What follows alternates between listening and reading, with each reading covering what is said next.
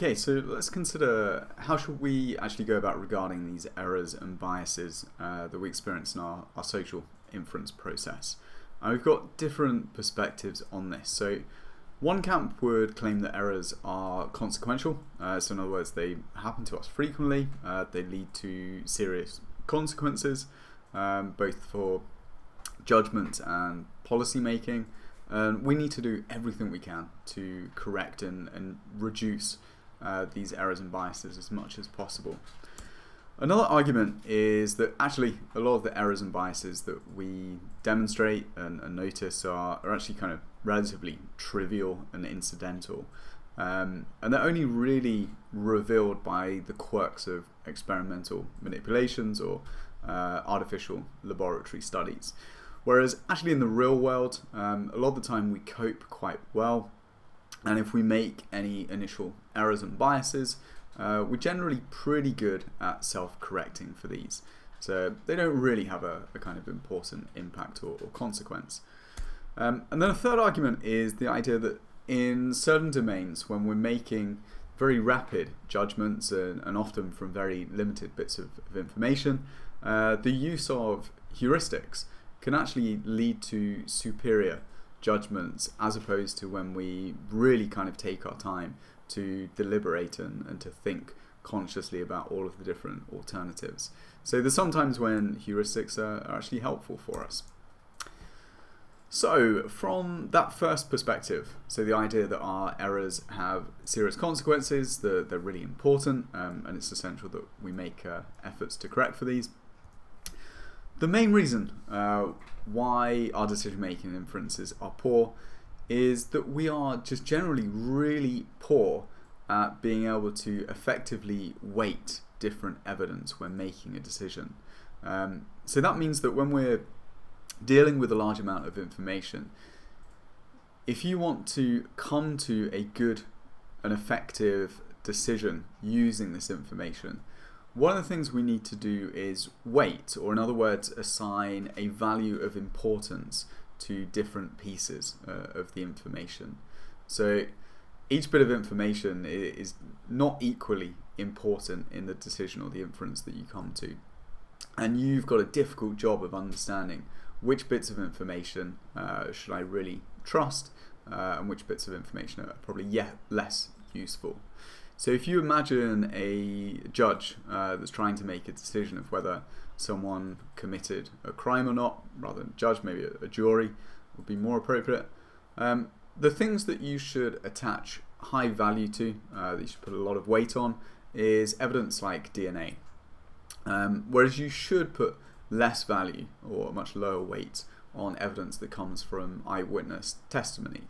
And knowing the amount of weight that you put on is going to be based on your knowledge of the trustworthiness of those different pieces of information. So if you've got an eyewitness that is constantly changing their version of the story, we should put much less weight on the evidence that they're providing.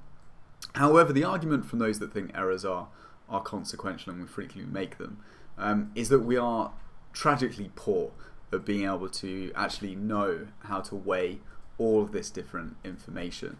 And the idea that a lot of the time we can be relatively oblivious to these limitations, and we don't really have insight into the fact that we're not weighting evidence appropriately. So in response to this, some researchers argue that an appropriate solution would be to adopt as many algorithms and different computational models to inform our thinking instead. And I think there's a huge merit in doing this in many ways. So one of my favourite books from a few years ago is called Algorithms to Live By. And this describes one of the ways that you could go about implementing algorithms. So these are basic kind of formulas that are developed by computer scientists to try and simplify and offer optimal solutions to a wide variety of kind of real life problems that we encounter. And these solutions that the algorithms come up with are things that we're typically just generally incapable of handling or incapable of understanding through our normal inferential processes. So if you're interested in this, one of the best examples is to and you can look this up. It's called originally the secretary problem. It's also known as the problem of optimal stopping. And imagine the following scenario, that you've just moved to a new city and you've got 30 days to find a place to rent. We're going to have some conditions here, so there's some important rules. The first one is you are not familiar with the city, so you don't have any background knowledge. And each day you get to look at one new apartment, and you can either accept or reject the current apartment that you're looking at. But if you reject it and you say, yeah, this apartment isn't good enough, you can't go back to it at a later time. Let's assume that it's a competitive market and somebody else is going to take it already. Now, this is a pretty realistic real-life scenario that you might encounter. And if you think to yourself, how many days do you think you should spend looking for an apartment before you select one? And for most people, we have intuitive responses about how we would do this.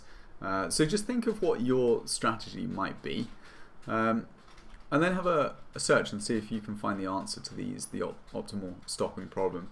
So computer scientists can show that there is a definitive period. So after X number of apartments, there is a specific rule that you should end up applying that will statistically lead to, on average, the sort of optimal selection of the apartment for you. Now, despite the intuitive appeal that might be there of kind of living like a robot and turning everything over to these computational models or algorithms, a lot of the time it's not possible to do this, or it wouldn't be feasible to do this in every stage of our life. It's also the case that a lot of the information that we end up weighing up is qualitative, and it can't really be easily calculated by computers, and it's just unfeasible to rely on these sort of computers or algorithms for every inference that you're going to want to make. So an alternative to this is maybe we can learn how to reason better, and there is a lot of evidence that suggests we can do this. So we can do this through training, through guided induction, and especially through developing skills of dealing with probabilistic evidence. So these are decisions where you do need to weigh up the relative information in order to come to an effective decision. And one of the ways that you can see this nicely illustrated is the fact that graduate training that involves dealing with probabilistic reasoning, so students who study courses such as psychology and medicine, where you're constantly coming across cases where there's sort of a degree of subjectivity or uncertainty, and you need to weigh up the relative evidence in order to come to a decision. This leads to improvements in people's reasoning skills, as opposed to if you're doing degrees such as chemistry. Now there's not really any kind of probabilistic decisions. There's much more deterministic and certain outcomes. And you find that with chemistry students, there is much less of an increase in their reasoning abilities. So one example that comes from the Fisk and Taylor textbook, where you can and perhaps should implement computer-based and non-biased methods, is for deciding on admissions to college. So if we have two students here that are delightfully named Stinch and Crabble, both of these are applying for graduate school, and we have all, or at least most of the information that should be relevant. So we've got most of the diagnostic information that's relevant for their application. Now if we apply algorithms to combine the evidence, for example, we already know how much you should end up weighting their GPA, their GRE scores. We can weight those together in an algorithm to know that you should admit Stinch. He's got a much stronger background and a much stronger CV, and reject Crabble. So that's one way that a sort of algorithm would come to this decision. So the algorithm approach would kind of effectively weigh up the relative contribution of each of these different attributes, Whereas if you hand that decision-making process over to a human, it's much more open to subjectivity and bias. That it might be the case somebody's reading through those CVs and they read the ostensibly a kind of good CV of Stinch, that he's hardworking and diligent, but you view that as the fact that maybe he resembles somebody else in the past that had similar properties and not a creative bone in their body, and for that reason you think, okay, I'm gonna reject Stinch. Whereas you might look at Crabble's CV and you see that she's a bit of a dreamer, hasn't necessarily come into your own, and that reminds you of somebody else that you think, another Woodley. She was a great theoretician, got off to a slow start though. I've got a hunch about this one. I'm gonna take my chance on this, and you decide to admit Crabble. So there are examples there where there may be clear benefits in using algorithms to assist decision making. And if we take this back to a sporting example again, it's kind of like the argument of whether you should sign a young player based on a hunch that you think they're going to be a success, or whether you use sort of analytics to analyze each element of their performance. So if any of you have watched Moneyball, sort of similar idea to this, is it the case that we go with what feels right or what has the strongest evidential value? And that's not actually always an easy question to answer. So there probably are some times when going on a hunch is just as useful as actually implementing an algorithm. So can you think of any other areas where we might want to apply algorithms to help avoid potential biases that would occur in decision making? And one area where applying algorithms has been really controversial is the criminal justice system, and particularly in the USA.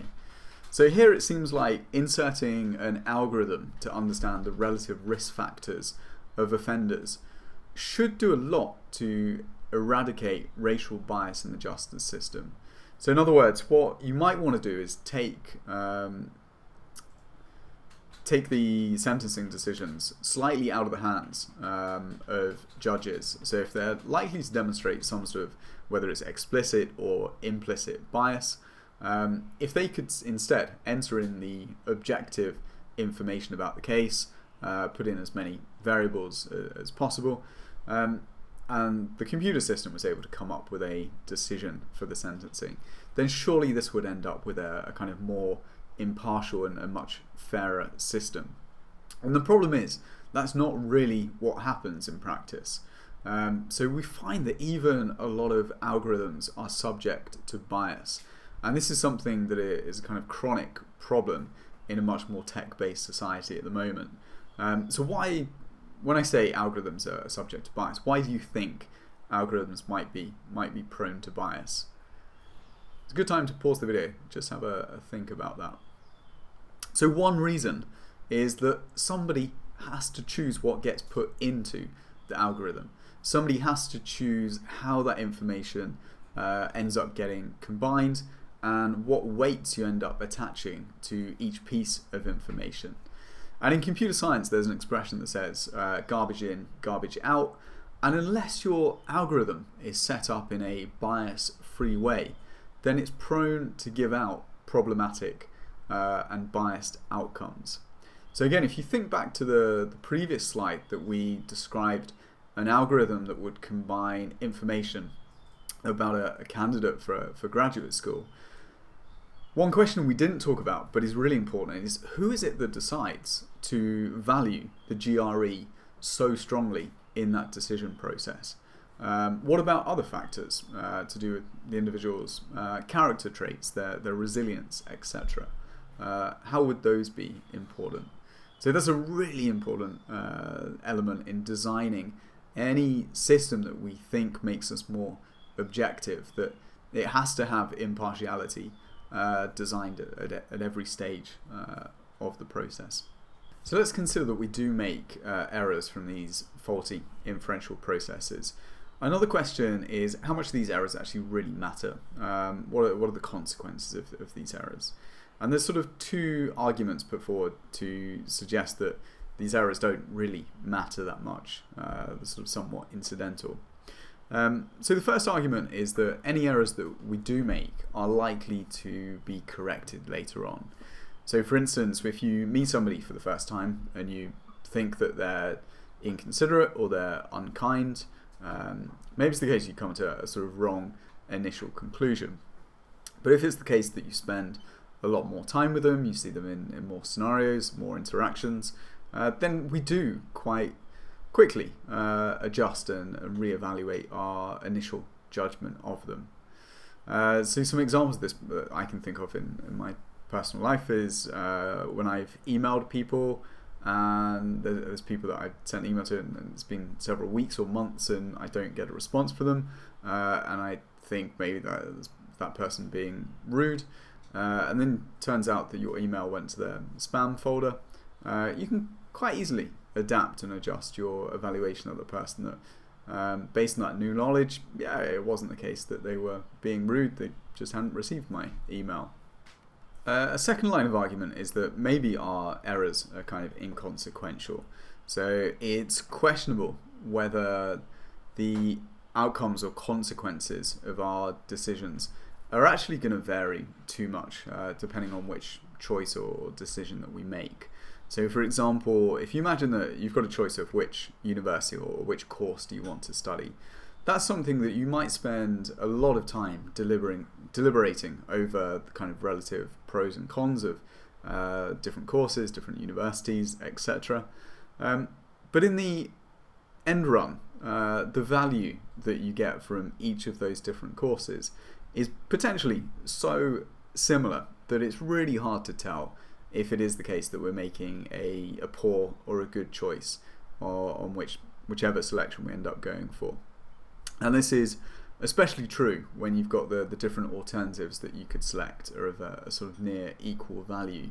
So if you move to this new city and you're looking at different apartments, it's very hard to know which is the very best apartment that you should go to, which one is going to make you happiest.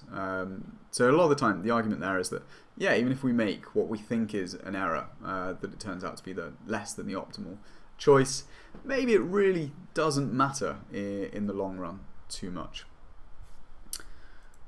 So to sum up, although these sort of inferential tasks in the lab often provide a kind of dramatic portrayal of the way that we might deviate from an optimal decision and make errors and biases, in the real world, these errors and biases may matter much less.